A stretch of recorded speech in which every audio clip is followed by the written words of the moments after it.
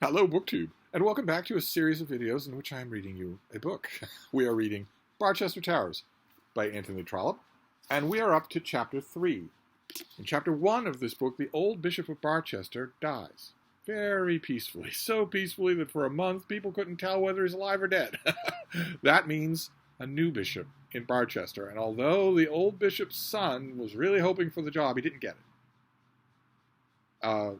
And it's time in Chapter 3 for us to meet the man who did. So, this is called Dr. and Mrs. Prouty. This narrative is supposed to commence immediately after the installation of Dr. Prouty. I will not describe the ceremony, as I do not precisely understand its nature. I am ignorant whether a bishop be chaired like a member of Parliament, or carried in a gilt coach like a Lord Mayor, or sworn in like a Justice of the Peace, or introduced like a peer to the upper house, or led between two brethren like a Knight of the Garter. But I do know that everything was properly done, and that nothing fit or becoming to a young bishop was omitted on the occasion. Dr. Prouty was not the man to allow anything to be omitted that might be becoming to his new dignity. He understood well the value of forms, and knew that the due observance of rank could not be maintained unless the exterior trappings belonging to it were held in proper esteem. He was a man born to move in high circles, at least so he thought himself, and circumstances have certainly sustained him in this view. He was the nephew of an Irish baron by his mother's side, and his wife was the niece of a Scotch earl. He had for years held some clerical office appertaining to courtly matters, which had enabled him to live in London and to entrust his parish to a curate. He had been preacher to the royal beefeaters, curator of the theological manuscripts at the ecclesiastical courts, and chaplain to the Queen's yeomanry guard, and almoner to His Royal Highness the Prince of Rappa-Blankenburg.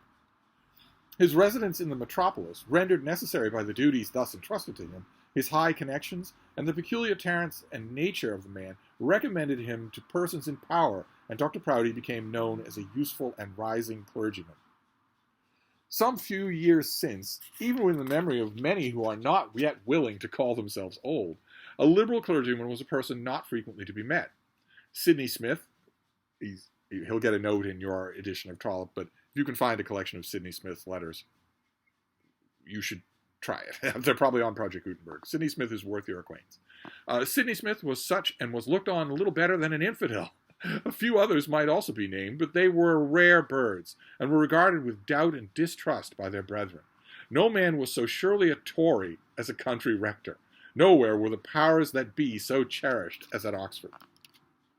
When, however, Dr. Whately was made archbishop and Dr. Hampden some years afterwards Regius professor, many wise divines saw that a change was taking place in men's minds, and that more liberal ideas would henceforth be suitable to the priests as well as to the laity. Clergymen began to be heard of who had ceased to anathematize papists on the one hand, or vilify dissenters on the other. It appeared clear that high church principles, as they are called, were no longer to be surest claims to promotion with, at any rate, one section of the statesmen, and Dr. Prouty was one among those who early in life adapted himself to the views held by the Whigs on most theological and religious subjects. He bore with the idolatry of Rome, tolerated even the infidelity of Socinianism, and was hand in glove with the Presbyterian synods of Scotland and Ulster. Which would make him a bad churchman of England, right? Socinianism among the many. This is very insider baseball for church politics, and if it was insider baseball when Trollope wrote this 150 years ago, it's certainly insider baseball now. You don't need to worry about it. But some of the things that are mentioned here, Socinianism, for instance, doesn't believe in the Trinity or in the divinity of Jesus Christ, and Dr. Prouty is okay with that. Such a man at such a time was found to be useful, and Dr. Prouty's name began to appear in the newspapers. Notice we are clearly meant to assume, would be happy about that fact, whereas that very fact was a horror to the old warden that we met in The Warden by Anthony Trollope. He was made one of the commission who went over to Ireland to arrange matters preparative to the working of a national board. He became honorary secretary to another commission nominated to inquire into the revenues of cathedral chapters, and had something to do with both the Regium Donum and the Maynooth grant. Do not worry about these. Don't even look them up if they're noted in your edition. Just move right on. You see the larger point that's being made here, which is that this is a very political bishop. This is a very political animal. A far cry from the quiet piety of, for instance, Septimus Harding. It must not on this occasion be taken as proved that Dr. Proudie was a man of great mental powers, or even of much capacity for business, for such qualities had not been required in him.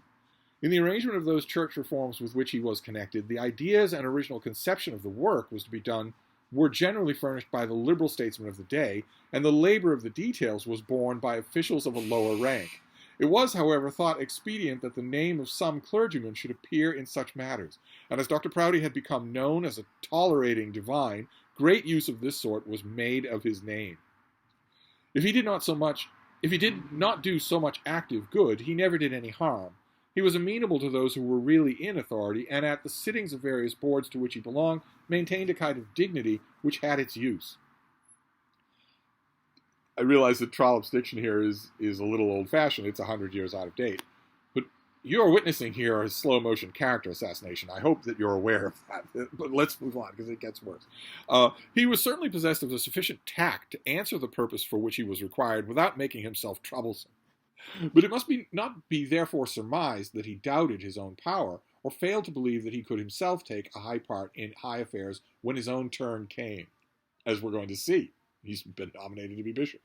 He was biding his time and patiently looking forward to the days when he himself would sit authoritative at some board and talk and direct and rule the roast, while lesser stars sat round and obeyed as he had so well accustomed himself to do. His reward and his time had now come. He was selected for the vacant bishopric, and on the next vacancy which might occur in any diocese would take his place in the House of Lords, prepared to give not a silent vote in all matters concerning the weal of the church establishment. Toleration was to be the basis on which he was to fight his battles, and in the honest courage of his heart he thought no evil would come to him in encountering even such foes as his brethren at Exeter and Oxford. Dr. Proudie was an ambitious man, and before he was well consecrated Bishop of Barchester, he had begun to look up to our archiepiscopal splendor and the glories of Lambeth Palace, or at any rate Bishopthorpe. He was a comparatively young man, and had, as he fondly flattered himself, been selected as possessing such gifts, natural and acquired, as must be sure to recommend him to a yet higher notice, now that the ladder of promotion was open to him. Dr. Proudie was, therefore, quite prepared to take a conspicuous part in all theological affairs appertaining twice, to these realms, and having such views, by no means intended to bury himself at Barchester as his predecessor had done. No, London should be still his ground. A comfortable mansion in a provincial city might be well enough for the dead months of the year. Indeed, Dr. Proudie had always felt it necessary to his position to retire from London when other great and fashionable people did so. But London should still be his fixed residence, and it was in London that he resolved to exercise that hospitality so peculiarly recommended to all bishops by St. Paul. Again, this is a little bit Poe-faced, but this is Trollope savaging not only Dr. Proudie for being entirely a worldly creature, I mean, as far away from the scriptures you can get, but also, by implication, savaging lots and lots of bishops who act this way. How otherwise could he keep himself before the world? How else to give the government, in all matters theological, the full benefit of his weight and talents? This resolution was no doubt a salutary one as regarded the world at large, but was not likely to make him popular either with the clergy or the people of Barchester. Dr. Grantley had always lived there, and in truth it was hard for a bishop to be popular after Dr. Grantley. His income had averaged £9,000 a year. His successor was to be rigidly limited to £5,000 a year, at a time when the average person was making £200 a year. Let's keep the proportions in mind here. He had but one child on whom to spend money. Dr. Proudie had 7 or 8. He had been, this is old Dr. Grantley, that's being compared here. He had been a man of few personal expenses, and they had been confined to the taste of a moderate gentleman. But Dr. Proudie had to maintain a position in fashionable society, and had that to do with comparatively small means. Bishop Grantley had certainly kept his carriage, as becomes a bishop, but his carriage, horses, and coachmen, though they did very well for Barchester, would have been almost ridiculous at Westminster. Mrs. Proudie, there's that name, determined that her husband's equipage should not shame her, and things on which Mrs. Proudie resolved were generally accomplished. It's a very subtonic note for herself to be introduced into the narrative. From all this, it was as likely to result that Dr. Prouty would not spend much money in Barchester, whereas his predecessor had dealt with the tradesmen of the city in a manner very much to their satisfaction. The Grantleys, father and son, had spent their money like gentlemen, but it soon became whispered in Barchester that Dr. Prouty was not unacquainted with those prudent devices by which the utmost show of wealth is produced from limited means. In person, Dr. Prouty is a good-looking man, spruce and dapper, and very tidy. He is somewhat below middle height, being about 5 feet 6, but he makes up for the inches which he wants by the dignity with which he carries those which he has. It is no fault of his own if he has not a commanding eye, for he studies hard to assume it. His features are well formed, though perhaps the sharpness of his nose may give to his face, in the eyes of some people, an air of insignificance. Keeps happening. It's all being done so calmly and gentlemanlike that you might not realize what this chapter is mainly meaning to do, which is pillory this guy before he said a word to the reader. If so, it is greatly redeemed by his mouth and chin, of which he is justly proud. Dr. Prouty may well be said to have been a fortunate man, for he was not born to wealth, and now he is Bishop of Barchester. But nevertheless, he has his cares. I wonder what they'll be. Any guesses? He has a large family, of whom the 3 eldest are daughters, now all grown up and fit for fashionable life, and he has a wife. It is not my intention to breathe a word against the character of Mrs. Prouty, but still I cannot think that with all her virtues she adds much to her husband's happiness. The truth is that in matters domestic she rules supreme over her titular lord, and rules with a rod of iron. Nor is this all. Things domestic Dr. Prouty may have abandoned to her, if not voluntarily, yet willingly. But Mrs. Prouty is not satisfied with such a home dominion, and stretches her power over all his movements, and will not even abstain from things spiritual. In fact, the bishop is henpecked. The archdeacon's wife, in her happy home at Plumstead, knows how to assume the full privileges of her rank and express her own mind in the becoming tone and place. But Mrs. Grantley's sway, if sway she has, is easy and beneficent. Didn't seem that way in the warden, but we're getting a much bigger power moving into town now. So she never shames her husband for the world, and is a pattern of obedience. Her voice is never loud, and her looks never sharp. Doubtless she values power, and has not unsuccessfully striven to acquire it, but she knows what should be the limits of a woman's rule. Not so Mrs. Prouty. This lady is habitually authoritative to all, but to her poor husband she is despotic. Successful as he has been in his career in the eyes of the world, it would seem that in the eyes of his wife he is never right. All hope of defending himself has long since passed from him. Indeed, he rarely even attempts self-justification, and is aware that submission produces the nearest approach to peace which his own house can ever attain. Mrs. Prouty has not been able to sit at the boards and committees to which her husband has been called by the state, nor, as he often reflects, can she make her voice heard in the House of Lords. It may be that she will refuse to him permission to attend to this branch of a bishop's duties. It may be that she will insist on his close attention to his own closet. He has never whispered a word on the subject to living ears, but he has already made his fixed resolve. Should such an attempt be made, he will rebel. Dogs have turned against their masters, and even Neapolitans against their rulers, when oppression has been too severe, and Dr. Prouty feels within himself that if the cord be drawn too tight, he can also muster the courage and resist. It doesn't sound that way. The state of vassalage in which our bishop has been kept by his wife has not tended to exalt his character in the eyes of his daughters, who assume in addressing their father too much of that authority which is not properly belonging, at any rate, to them. Note that at any rate. That at any rate is meant to look at Mrs. Prouty, because the narrator clearly thinks that that tone of authority doesn't belong to her either. But at any rate, it doesn't belong to his daughters, but they often do it because they see how weak he is. They are, on the whole, fine, engaging young ladies. They are tall and robust, like their mother, with high cheekbones, and, we may say, auburn hair. Because I don't think Mrs. Prouty's hair is naturally auburn anymore. They all inherit.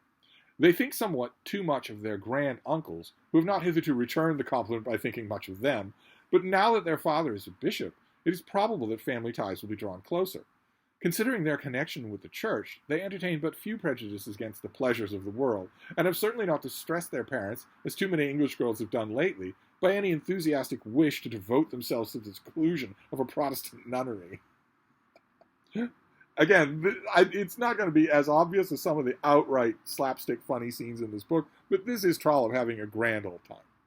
I'm hoping that you can attune yourself to that. That the phrasing here, they entertain but few prejudices against the pleasures of the world. They're not distressing their parents with talk of entering a nunnery. Dr. Prouty's sons are still at school. That's all he says about the sons. One other marked peculiarity in the character of the bishop's wife must be mentioned. Though not averse to the society and manners of the world, she is in her own way a very religious woman, and the form in which this tendency shows itself in her is by a strict observance of Sabbatarian rule. In other words, she's a strong observer of the Sabbath. Dissipation and low dresses during the week are, under her control, atoned for by 3 services, an evening sermon read by herself, and a perfect abstinence from any cheering employment on the Sunday. Unfortunately for those under her roof, to whom the dissipation and low dresses are not extended, her servants, namely, and her husband, the compensating strictness of the Sabbath includes all. Woe betide the recreant housemaid who is found to have been listening to the honey of a sweetheart in Regent's Park instead of the soul-stirring evening discourse of Mr. Slope. There's another sotto voce introduction of someone who's going to be very important. Mr. Slope is going to be very important there. That's our first mention of it.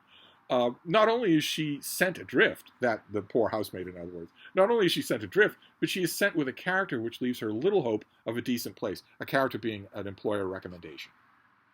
All important for someone. If you leave someone's service and you want to seek service as a housemaid somewhere else, the character, the recommendation that your previous employer gives you is all important.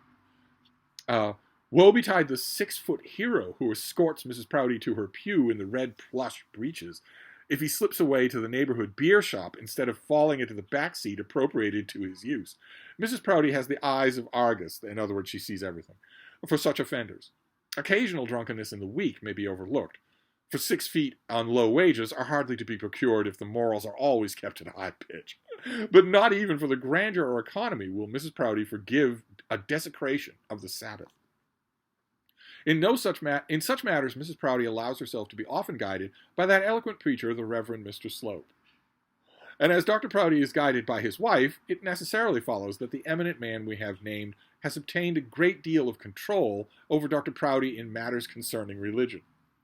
Mr. Slope's only preferment had hitherto been that of reader and preacher in a London district church, and on the consecration of his friend, the new bishop, he readily gave this up to undertake the onerous but congenial duties of domestic chaplain to his lordship. Mr. Slope, however, on his first introduction, must not be brought before the public at the tail of a chapter. And that is how Chapter 3 ends. So Chapter 3 ends with an explicit invocation of Trollope as a writer. Or the Trollopian narrator as a writer, who is aware that this story is being told in chapters. Takes you on some level, at least by 21st century reading standards, it would take you right out of the story to be reminded that you are reading a book that has chapters.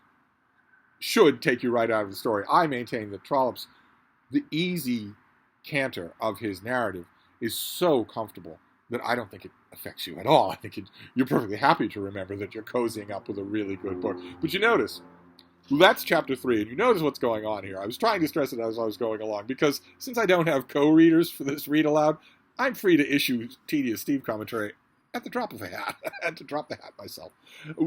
One of the things that I want to point out about this chapter is that it is a merciless character assassination of Dr. Prouty before he has actually made his appearance on the scene. This chapter is all about him before we see him do anything, before we hear a word from him. And it's merciless. It's horrifying. He is a thoroughly worldly creature and completely biddable without a single ecclesiastical thought of his own. He is not a pious person or a sincere person in any way. And we also get a very effective portrait of his wife, who will dominate a lot of the Barchester books. And the narrator of the chapter says that that Mr. Slope, on his first introduction, must not be brought before the public at the tail of a chapter, implying that, well, I'll mention him, but I'm going to do him justice in the next chapter. And the next chapter is all about Mr. Slope. But notice that the narrator of the story has not left us with just his name. a very effective pre-sentiment of what Mr. Slope was like has already been given in only one paragraph. That he held that he held almost no positions at all. He's not qualified. He just dominates the household. But we will encounter him next time, because the next chapter is called The Bishop's Chaplain. It's all about Mr. Slope. So that's chapter 3 of Barchester Towers. I hope that a lot of you are reading along, even with the Steve commentary. This will not be an actual audiobook of Barchester Towers like you could find easily on YouTube, because it's got Steve commentary. You're just going to have to put up with that. I noticed I'm very gratified to learn that a lot of you are putting up with that. So we'll go on to the next chapter next time. Don't know if it'll be tomorrow, but we will see. And I will see you then for chapter 4 of Barchester Towers. Thank you, Book 2.